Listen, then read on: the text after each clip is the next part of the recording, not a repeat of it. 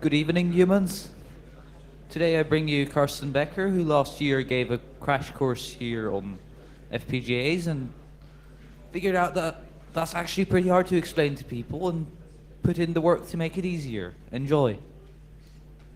My name is Karsten.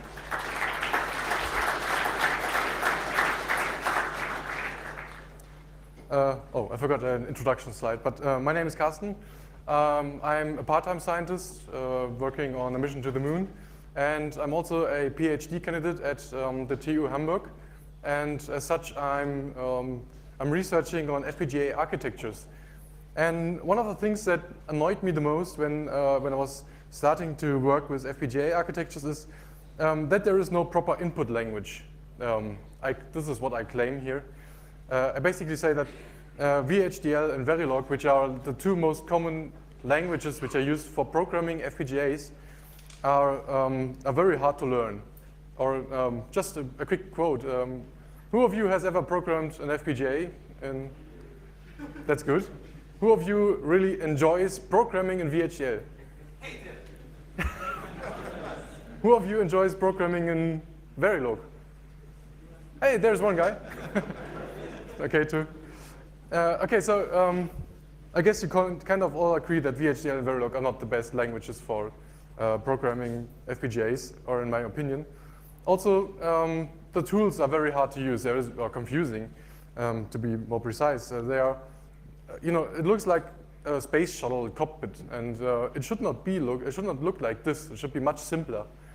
And so, what I want to do is I want to bring the simplicity of Arduino to the world of FPGAs. And I developed quite a bit that I want to show you today. So the primary goal that I had, by the way, I invented a language that I call PSHDL, which stands for Plain Simple Hardware Description Language. So it's really aimed at people that know C, so that they can read and understand what it's doing, but it has the semantics of VHDL and Verilog, but without the fucking ugliness that the other languages bring with them. So I wanted to have a zero installation. People should be able to get started in like no time, which is like the exact opposite of all the people that were at my workshop like yesterday. That they downloaded the 6 GB file for Xilinx. Then they installed it, which took like 20 GB hard disk space. And on the Linux machine, it almost works then. So this is not what I'm aiming for. I really want to have people to be able to download something, get started very quickly, and get a success very quickly. And it should be easy to learn. It should be user-friendly with error messages that are actually understandable by humans, which is a very hard thing to do. And PSHDL is not quite there yet, but I think it's doing much better than what some of the VHDL and Verilog tools are doing. But it's important, while I'm going to show you that PSHDL is a new language, I don't want you to think about I want to think about it as just a new language. It's really the foundation of building much simpler tools for programming FPGAs. It's an open source GPL3 environment, and I want you to take a look at it. If you like it, you can contribute to it. That would be very awesome. And I think that the possibilities that it opens up are very good, because you don't need to hack into the source, but there are several extension points where you can hook into. So I want to create a new collaborative community where people are like supporting each other with very nice tutorials to get started with programming FPGAs. So it may sound crazy to some of the people that coming from the EDA industry that you could actually use a browser as an integrated development IDE environment. But what I'm going to show you, I think kind of fulfills that. It's very powerful from an editing perspective. It has error marking on save, and which is more than you can say for any other Xilinx tools. And it invites collaboration, because if you have a problem with some source code, you just point around the URL, and you can get help by whoever you send the address to. Hopefully he knows PSHDL, that would be very helpful. Yeah, and so most of the time I will give a demo, because I think seeing is believing, and I hope it works. Yesterday it didn't work so well, but I hope today it goes better. So, this is cool. Okay. So what you're starting with is you have a workspace. Or I can make it a bit better. So, you have a website. One more? Oh, that's very daring. Okay, so it doesn't scale very well with UI, so at some point it might break and I have to go back. But so the first thing that you're invited with is a tab where you can learn about PSHDL. It gives you a very quick introduction into the language and makes some very simple stuff. And the next step that you want to do before you're going to create some code is you're going to create a workspace.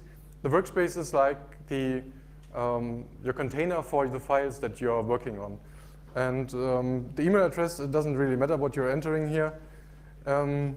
It's just that, in case my server goes up into smoke, or I do something that is incompatible with your files, then I might notify you that your files might be lost or something. If you're not interested in that, then just enter whatever you want. I will not go give it to the NSA or something. So I can't spell my name very good. So now you have a workspace. And here you can, for example, create a new file. And you are greeted with an example. And this example is just adding. I can make it a bit more bigger, I guess. So maybe one more. No. Okay. So this, for example, is a very simple module, which is called my first module, and it contains a register, which is called sum, and it's an unsigned integer which has a width of 12 bits, and it has two inputs which are called A and B, and it's adding them. So yeah, you're going to save that as a file, and then you have a file. What's also interesting is you have some nice examples here where you can see how you modulate, for example, a ROM. You see, those things are, if you would see the VHDL code, I can actually show you the VHDL code. Then you see that this is really much shorter than anything that you want to write in VHDL. So in this this button here, for example, I can generate VHDL code, which is what you want to put into your synthesis tools then. And so you see the VHDL code here.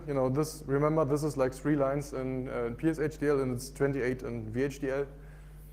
And it doesn't make the same mistakes that the students are doing that I have at my university, for example.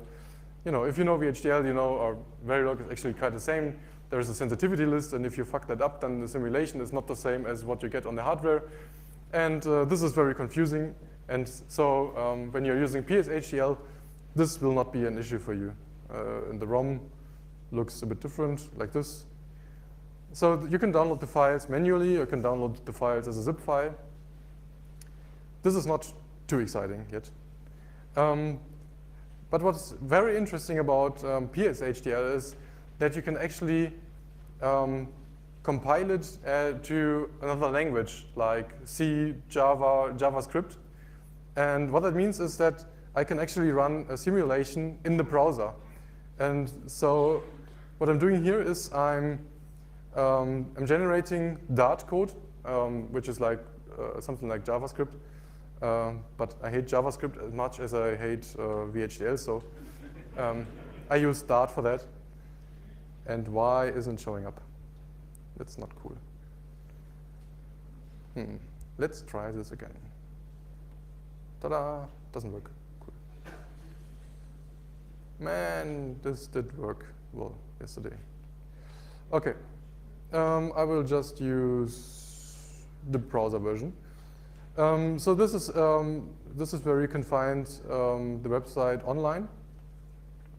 Right now, I call it the beta because it has some bugs up from time to time. It will be better in a minute, like this. Just do this again, and again. And so the way it works is generating the Dart code, and then on the server it is compiling the Dart code to JavaScript, which unfortunately takes like 3.5 seconds. There is not much I can do about that. But if you're using Dartium or Dart, then the time, oh, I know what the problem is.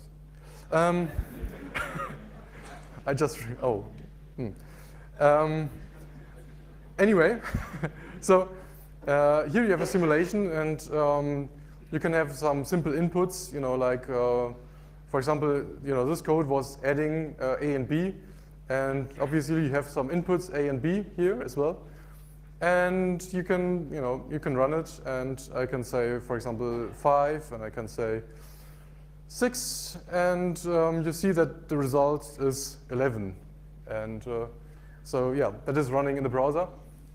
And if it's running, the fun thing about running in the browser is that if you're using Dartium, which is like the Dart version of Chrome, then it's actually just as fast as iSim from Xilinx.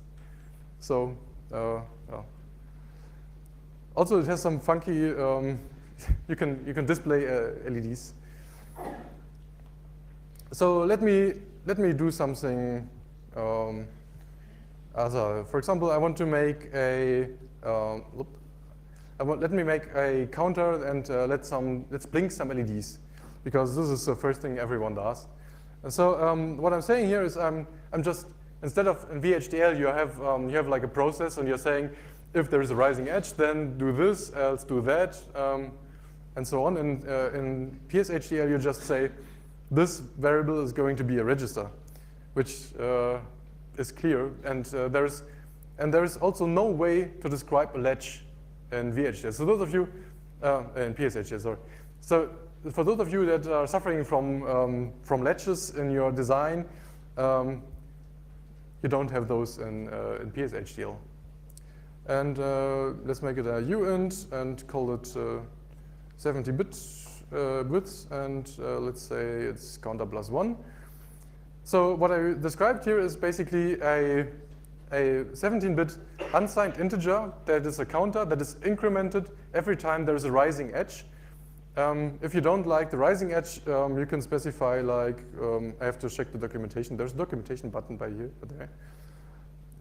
You can specify whatever you want. You can say clock edge equals falling.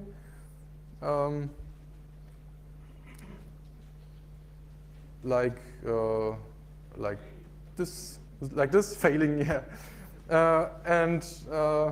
But I don't like that too much. So the default register configuration is that you have a rising edge and a synchronous reset, and those signals are automatically added to your design. And then we create an LED, and we say counter, and we take the, this is a good browser, so we can take the 13th bit. If you're using Firefox, use 8.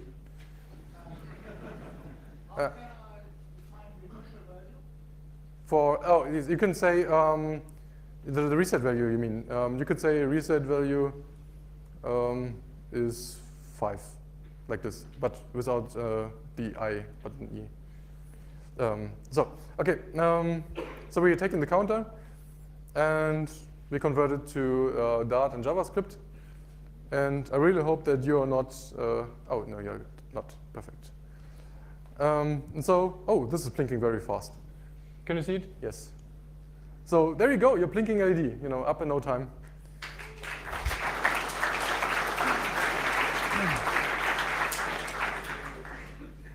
And of course, you can compile it to VHDL, and you see your code here. It automatically generated the clock and reset input for you. And by default, it's listening on the rising edge, synchronous, active high, reset. And initializing to 0. So let me get back to my slides. Where are my slides there? So I hope that kind of convinced you that, except for the bugs, the browser is a very good idea.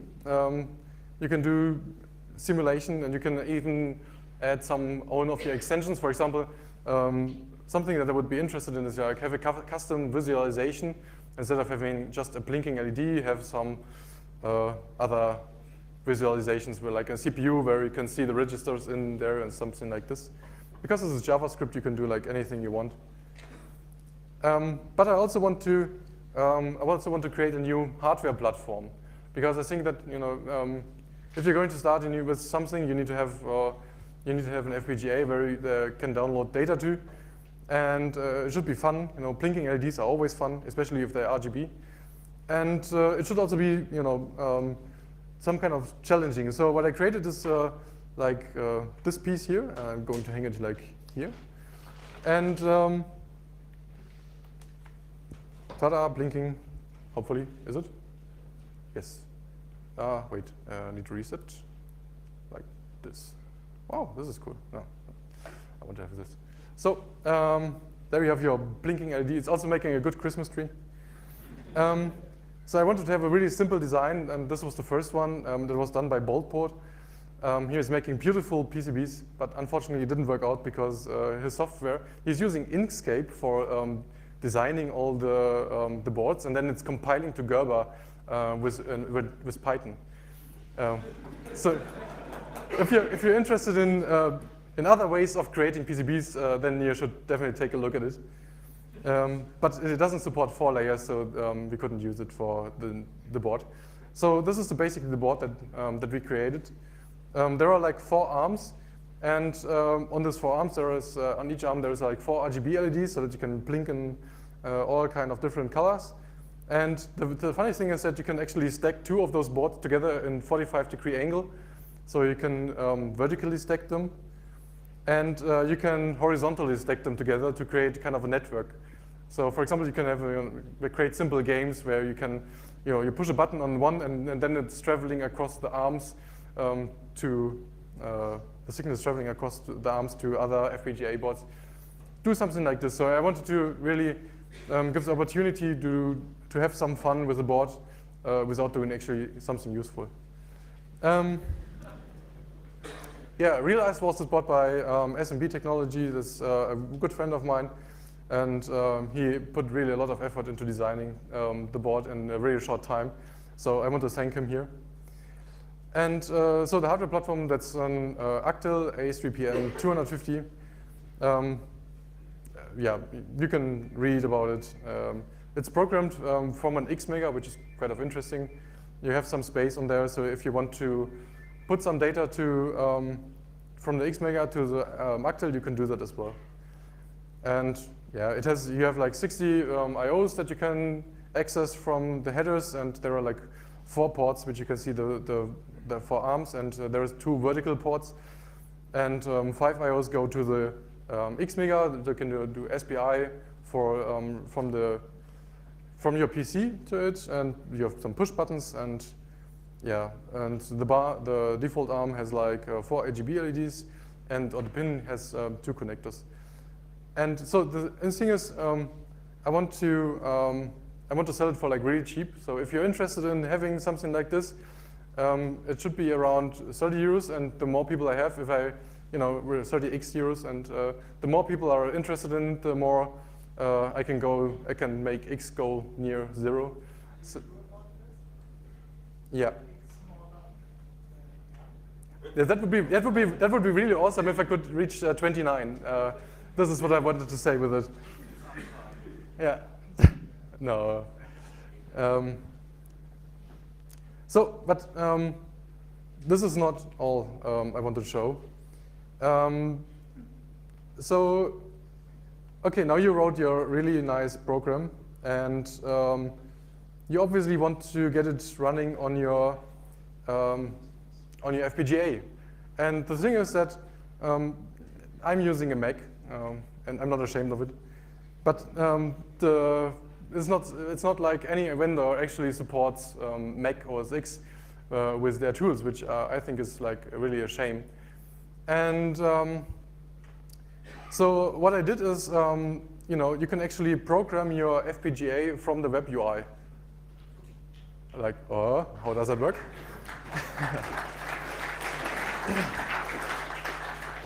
Okay, so the magic trick I'm pulling here is the tools are still running on some Windows or Linux server. So in the background there is my Windows, and there is a tool called Local Helper, which is pulling all the modifications that you're doing, and the bug I had yesterday is fixed. It's pulling all the modifications that you're doing to your workspace onto the local disk. And when I'm calling synthesis from the web interface, actually what it's doing is, the speaker before me forgot his phone. I will just move. He was called. Probably wasn't important. Was it you? Yes. Ah, there it is. Thanks for taking the time, because it takes a long time for the synthesis to run through. Okay, so what this is doing is you're compiling your code to VHDL, and the local helper is pulling down the VHDL files. It is then generating all the other files that it needs, like a project file and the pin constraint file. And then it is calling the synthesis tool.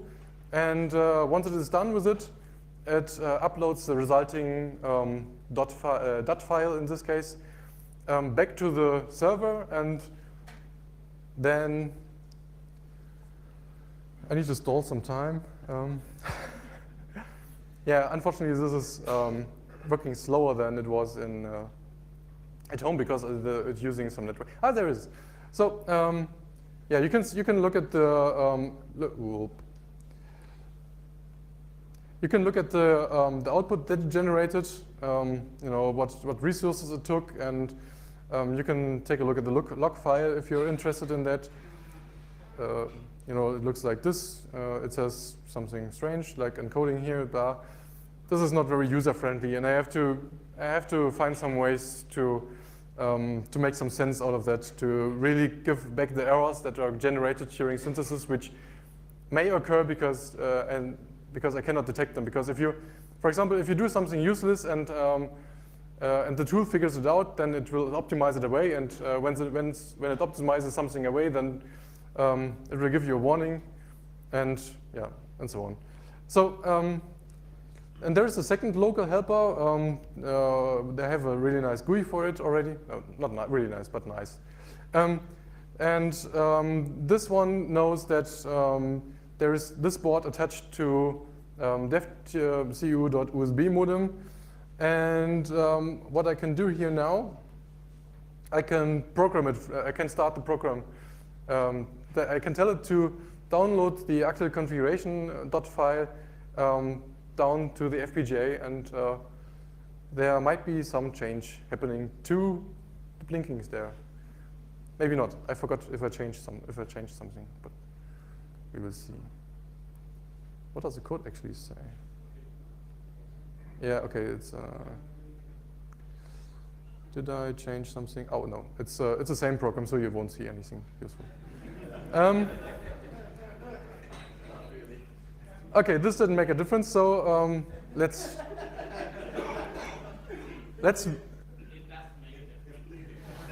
Yeah, this is because the reset button is not working properly right now.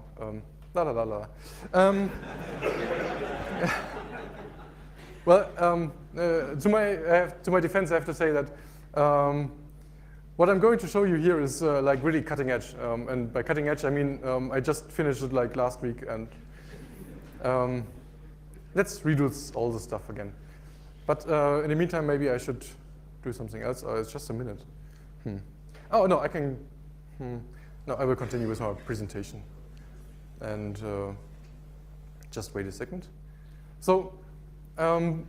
You may think that PSHDL is like a really nice toy for the little kids, but it also has has some features that I think are really interesting for people that are doing serious work with this.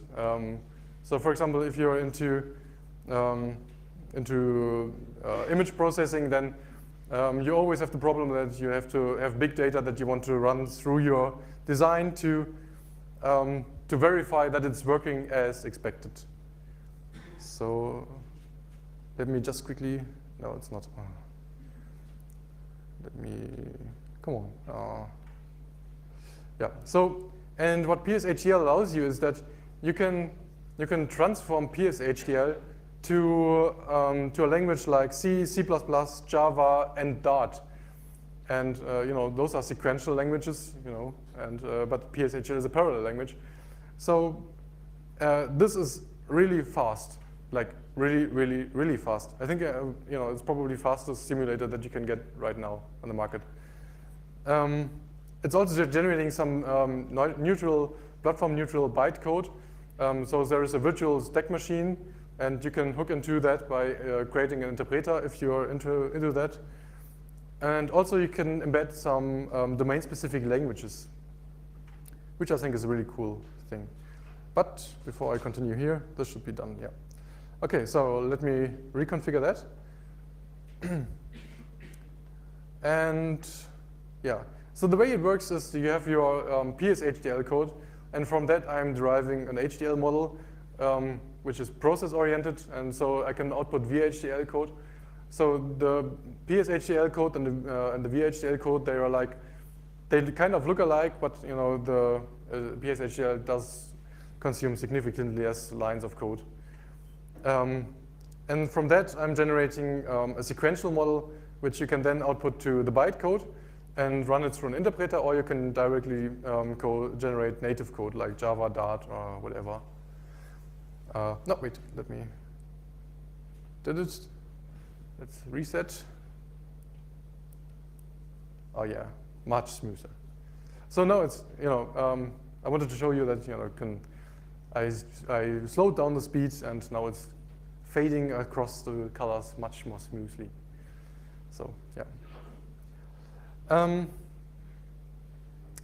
Yeah, so how fast is the simulation? So notice that this is a logarithmic scale. QuestaSim is like the fastest HDL simulator that is commercially available. iSim, which is like the green one, is like the free tool that you're getting with Xilinx. And the dark blue bar that you can see is C code generated from PSHDL. And you can see that between QuestaSim and PSHDL, there is like 2 orders of magnitude in between. And between iSim and PSHDL, there are also 3 orders of magnitude. So I think this is pretty darn impressive. So the way it works, and when you're doing VHDL simulation, is like you're having your model.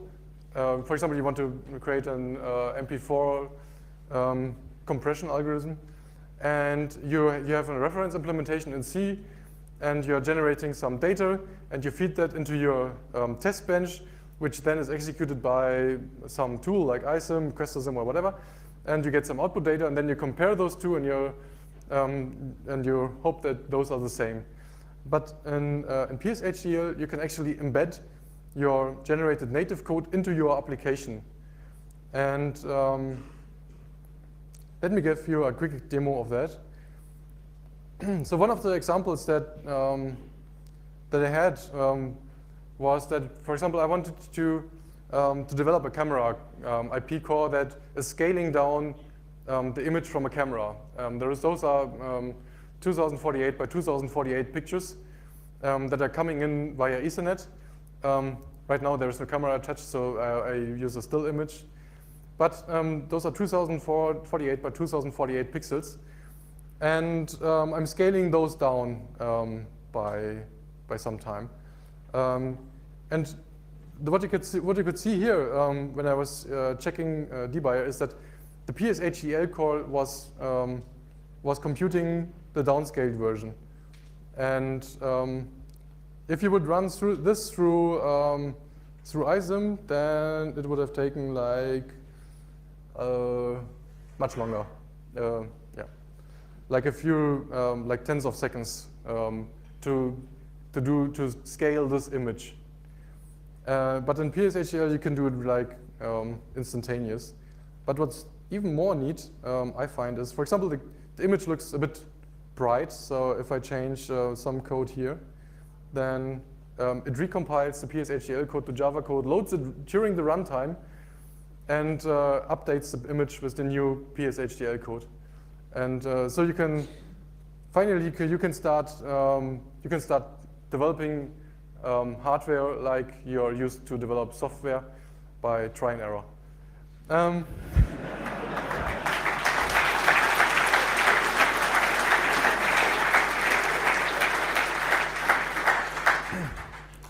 So this is really a significant speed up that you can achieve here, and I also think that it's quite nice to use.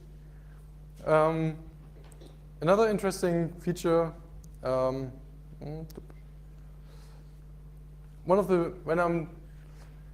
I'm working on our rover, we have a board where there's a PowerPC embedded into the FPGA, and so we have always the problem that we need to attach some IP core to the CPU, and we need, for example, a modulator for the pulse width modulation of the motors, and we need to attach that to the CPU. And how this usually works is you're clicking and clicking and clicking and editing and clicking and editing.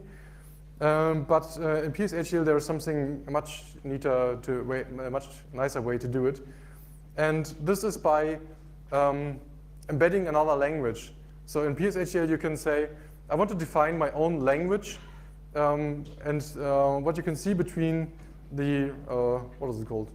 Behind the generate PLB and before the closing bracket of it is a configuration language where I'm describing a memory layout, the one that you can see on the right, where you have like at offset 0 in the memory you have like a register A0 and B0, and at offset 4 you have the results.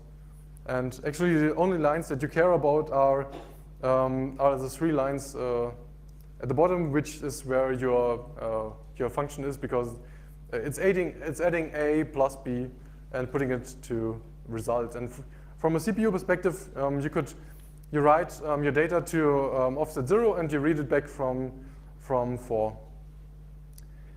And what it does is it not just generates you all the infrastructure code that you need. There's an MPD file, a POA file, there's many files that are generated by it. And it's generating all of that for you. And yeah, it's generating you a HTML file where you can see where your memory stuff is. And it's also generating you some C code. And the funny thing is, if you're using the C code, oh, did I really put a demo in there? Oh boy. Oh, okay. I have to do that. I'm a bit afraid. I will do something different. Oh, no, this is hard. Okay. So let's take a look at the example. And here's the example that, no, this is not. Here's the example that I was showing you. Let me just remove that. Let's give it a name. And put this into full screen so that you can see something. And let's compile this. And what you can see is, it's generating. This is the VHDL code, by the way, that it generates. This is the bus decode logic that you need to access a register from a CPU in VHDL. And it goes on, it goes on, it goes on. It's like 165 lines of code, and that's not all. You need another VHDL file, which is like 422 lines as well. And it's also generating some strange files like the MPD file and the POA file. All those files you need to program actually the IP core into your design. And what PSHDL is also generating for you is those, what I just showed you, that the HTML file, where you can see where all the stuff is, and some helper methods where you can get header files for calling set input direct. And yeah, here you can set, for example, your A and B, and you can, with a get, you can read your results, and it's doing some validation whether you're accessing something that is not within the range of what you specified, and it also generates you some accessing methods for it. Whew, okay, let's do this. Let's take this. Let's go to the Arcly backdoor. No such workspace. That's okay. And compile it to C. Oh, yeah, I know why. There is a D point.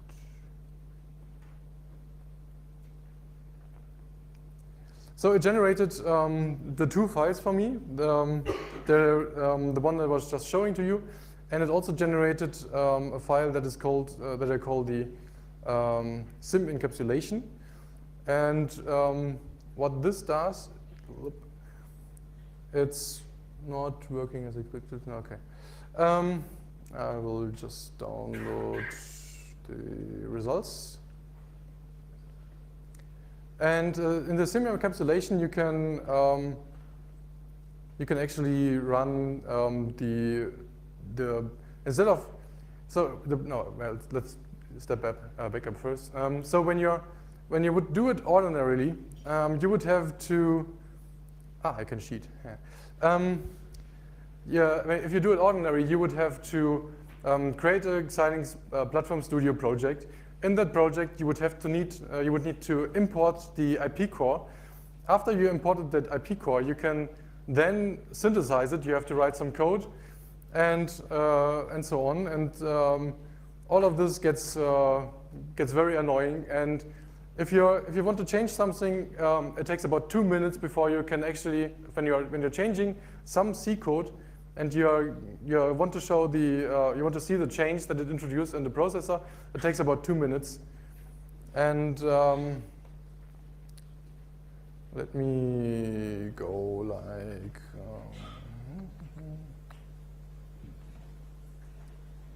like here. I prepared something.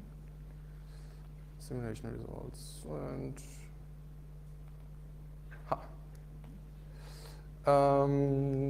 like this.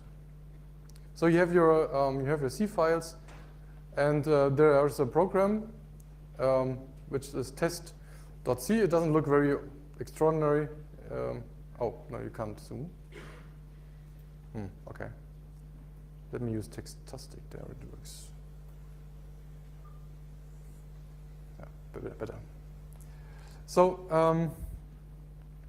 What I'm doing here is, if you would, usually you can, this fdiff-sem is actually just used because if you're running it on the FPGA, then there's a problem that when you're including printf, then the program doesn't fit into the block RAM, and your program won't run on the microplace. And if you put it into the DDR RAM, which is not simulated in the simulator, then it will not work at all.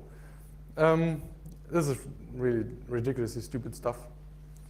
So I'm using the bus access.h, which is the file for which I was showing before, where you can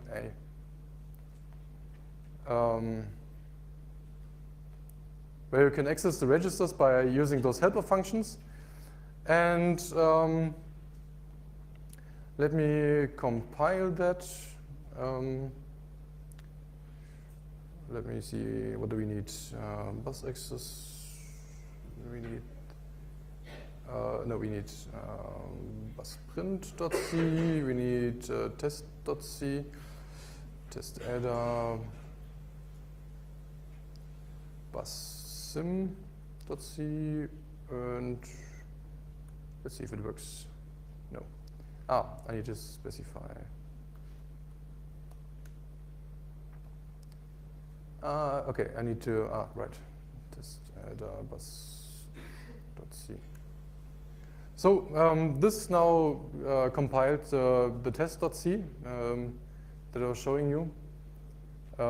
This is the test.c, and if I'm now running it, then you can see it's adding 5 plus 10 hexadecimal, and the result is 15 hexadecimal. And if I want to change that, I just do something like this. Oh no, this was the wrong file. If I want to change it here, then I just recompile it and run an A, and you're getting the new result. And so this was simulating the whole IP core that we just created without having you to simulate the whole processor. But the program that we are using can still be used on the microplace or on the processor that is actually running on the FPGA. And so you're saving really a lot of time by doing this because this runs significantly faster. The turnaround time, as I said, between changing your C code and seeing it in the ISIM, the change would be like 2 minutes. And you can see it's here, it's just a matter of seconds. So that you can do try and error. Good. So, yeah, so that is basically all that I wanted to show to you. As I said, PSHDL is, well, I didn't say that actually. PSHDL is part of my bachelor and my PhD thesis. They're not so different. I've been working on it for quite a few years. It has bugs, I know that, so if you encounter any of those, I would kindly ask you to report it. And what I really want to bring to you as a message is that programming FPGAs doesn't need to be hard. It's just the tooling that sucks and the language. And so basically, yeah. So but the hardware is okay. So yeah, I really want to bring to you the simplicity of being able to program FPGAs, and I would really be welcome. I would find it really nice if you could take a look at beta.pshdl.org, test it, crash it, report it, and if you're interested in having a nice board that comes along with it, you can go to boards.pshdl.org and give me a hint on what the price for this board should be. And if you're interested in following me, whatever I'm doing with PSHDL, I'm on Twitter, Facebook, Google+. I'm not actually on Google+, it's just I created an account there. And you can read in the blog about what I'm up to, if I have time to, which I didn't have in the last few months. Yeah, do we have any questions?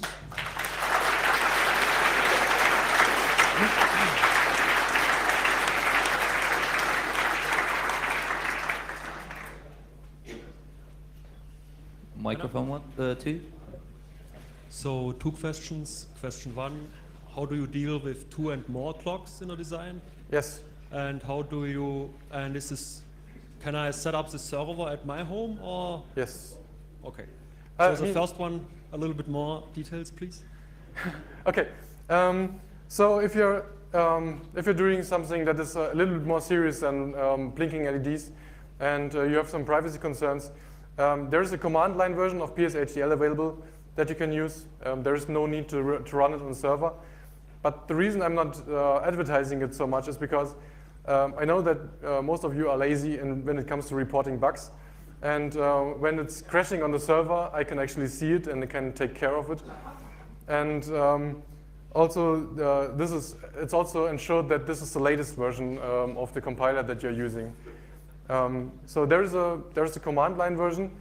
The editor, as the web GUI, I didn't make that open source. yet. I'm not sure if I ever will, because I want to have a single. I want to have a single place where everything is concentrated. Yeah, but there's no restriction there, and it's open source. So if you're unhappy with what I'm doing, just fork it. Okay, so how stable is the language? So if I write code today, will it still run in 2 years, or do you think you will still add some syntactic changes? I would say I might add features, small syntactic sugar features that increase the readability.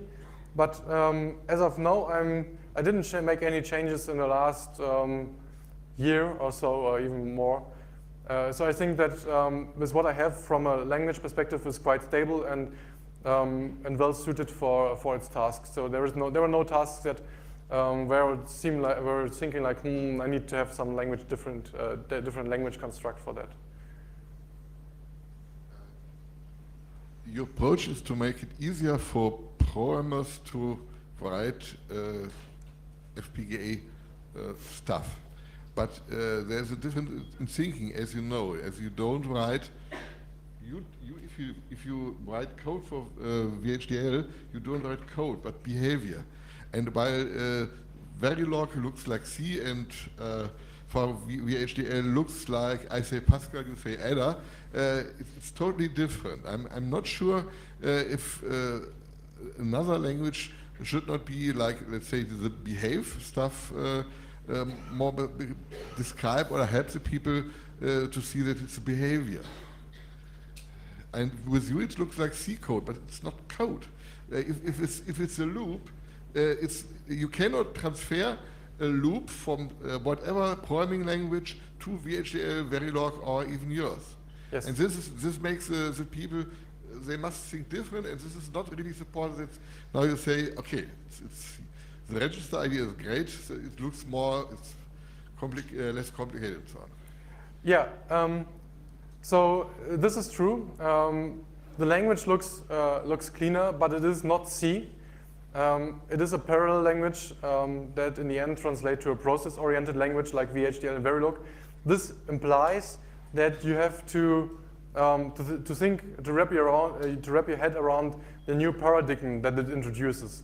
And this is like when you're coming from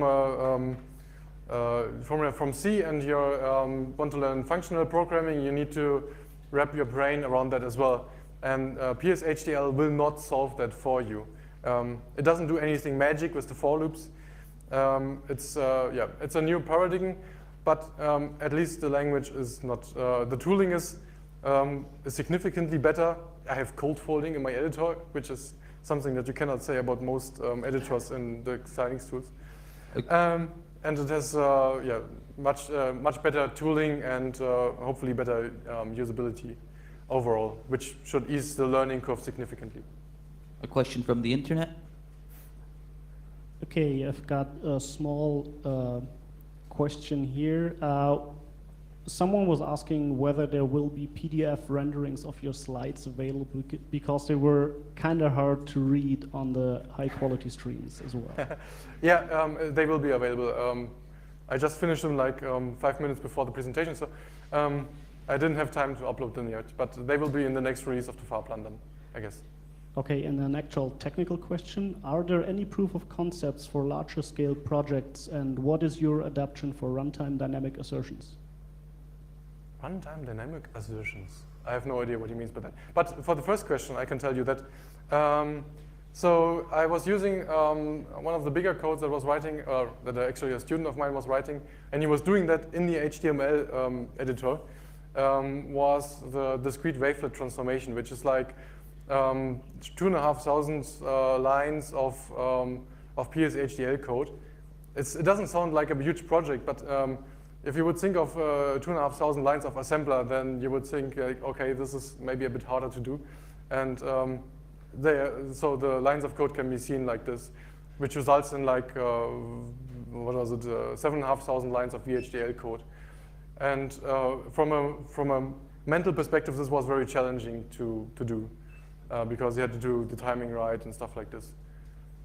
But I don't see that PSHDL would fail for a certain size of project, because in the end you can always instantiate VHDL code or Verilog modules. You're just losing the ability to simulate them as fast as you can with PSHDL. Okay, there's a back to small- microphone 2. I have a small clarification regarding the runtime dynamic assertion. He meant checking setup and holding times. No, I'm not doing timing. Yeah, so if your design is not meeting the timing requirements, then this is something that you will get told in the synthesis step. This is not something I'm looking into, at least right now. Right, thank you. What are your thoughts regarding code reuse, such as some kind of standard library or including existing code snippets? Well, you can use, as I said, you can instantiate VHDL modules or Verilog modules. All you have to do is you're declaring, basically you're just declaring an interface where it says, which is like a component declaration in VHDL, where you're saying you have this port, this port, this port, and then you can use it. Yeah. And for PSHDL code then? Say I write some kind of a module to process an image and I want to share it with people. Are there any mechanisms for including that in an easy way? Not right now, no. You would have to pull in the sources. Oh. Yeah. Thank you. Hello, since you made such a nice comparison destroying all the traditional competition, I wonder whether you also compared to Lava or BlueSpec so that you can destroy all the industrial solutions? Is Lava really a distro? Okay. Yeah, no, I didn't do that, sorry. But it would be interesting to do. Yeah. Back to the questions from the internet. Another listener at home found it difficult and time-consuming to handle multiple hardware cores and special bootloaders for each core. Is there a simple method implementing something like a stage 2 El Torito boot system? What is he talking about? Maybe he got the window open for a different talk that is running in parallel? That's what he said. I already asked him for clarification, but that's it. We could switch to a different one. How accurate is the generated VHDL code? For instance, my HDL produces sometimes false VHDL code, which is very annoying. PSHDL always produces perfect code.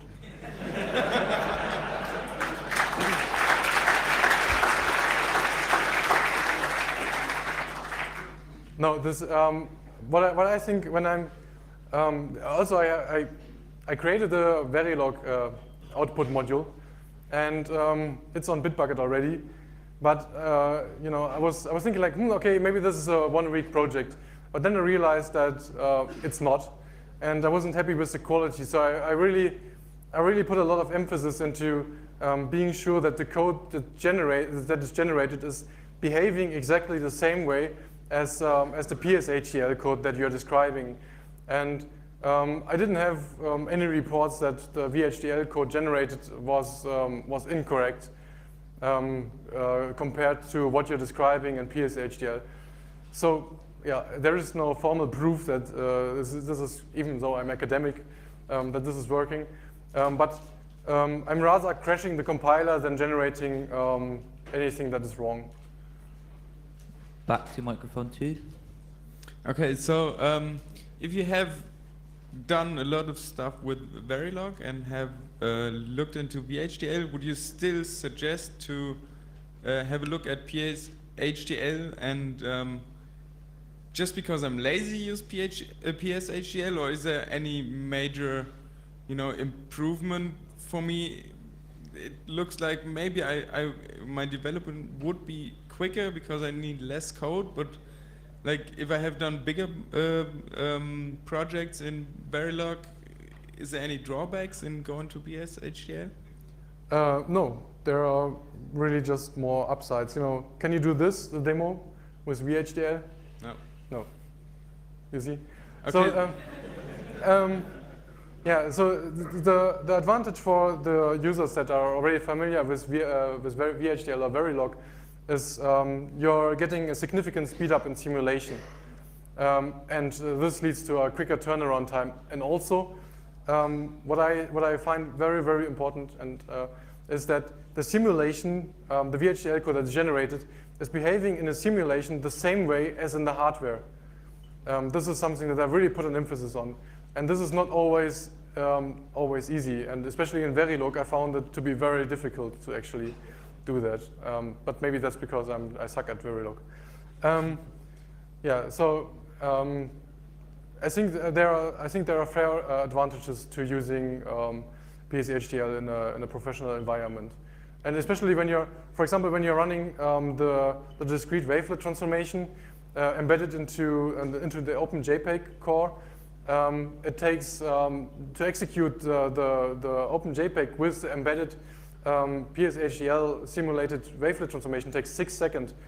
And if you run it in, if you run a picture through OpenJPEG with, the wavelet transformation in a VHDL simulation, it not just takes 2.5 gigabyte of your valuable RAM, or 12.5 gigabyte if you're coding the memory a bit wrong.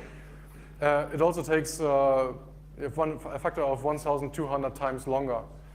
So, by the way, the simulation takes in PSHDL takes 20 megabytes for the OpenJPEG. So I think those are really significant speed ups, and also you can embed your own configuration languages, and it has very many extension points that you can hook into to do what is not right now supported right now. So I think it's fair. Okay, so do you still think it's helpful to know Verilog or VHDL? As mentioned before, now it looks like a programming language, not like a hardware description language anymore? It definitely helps, yes. Okay. Yeah. I have two questions. One is, what is your time frame for the boards? Like, by what is it governed? And the second question, part of what makes Arduino so successful is that people don't have to know so much about the hardware anymore. Like if I want to use SPI on an Arduino, I don't have to know which registers to shift which bits in. So is there going to be something like a standard library that like an IP core, say for UART, I2C, whatever, that I can simply add to my PSHDL project?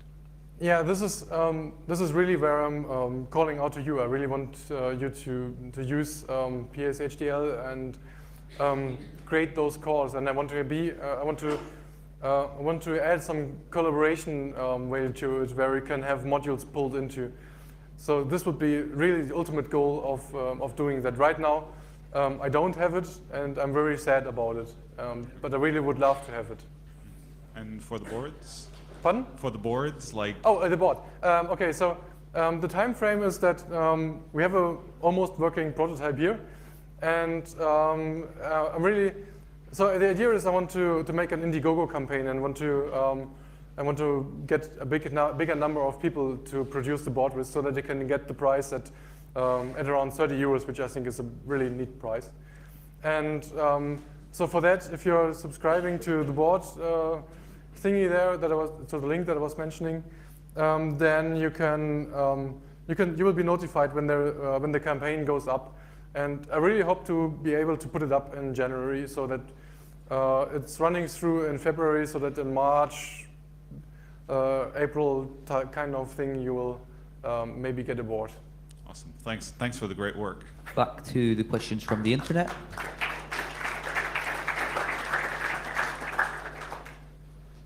Another question is, was there any specific reason behind designing a new language instead of going for something like Pythonic myHDL or Python in general?